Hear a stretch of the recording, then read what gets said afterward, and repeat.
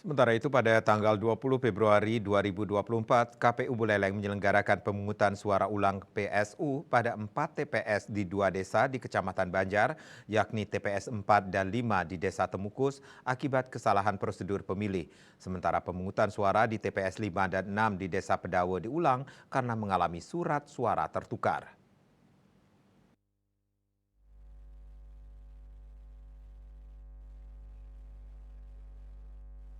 Pemilih PSU di Desa Temukus untuk TPS 4, jumlah pemilih laki-laki 133 orang dan perempuan 150 orang dengan total 283 orang.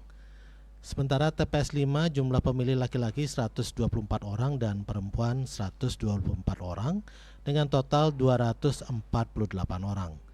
Sedangkan di Desa Pedawe TPS 5 pemilih berjumlah 292 orang dengan 150 orang pemilih laki-laki dan 142 orang perempuan.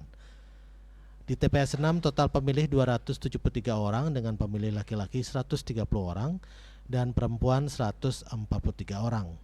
Namun tidak semua pemilih hadir seperti pemilihan 14 Februari lalu karena hari kerja dan banyaknya warga yang berdomisili di luar kedua desa tersebut. Ketua KPU Buleleng Komang Dudi Udiyana memastikan jalannya PSU baik dan tanpa kendala yang berarti. Setelah sebelumnya dilaksanakan penyebaran pemberitahuan kepada seluruh pemilih yang terdaftar di TPS 4 dan 5 Desa Temukus serta TPS 5 dan 6 Desa Pedawe.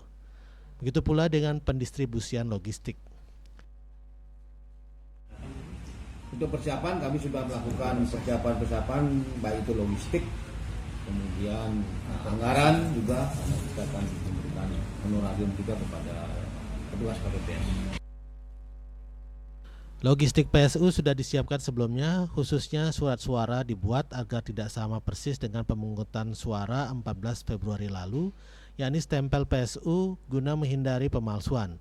Sementara itu dari Polres Buleleng diterjunkan masing-masing 20 personel untuk melaksanakan pengamanan ekstra selama PSU berlangsung di 2 desa tersebut.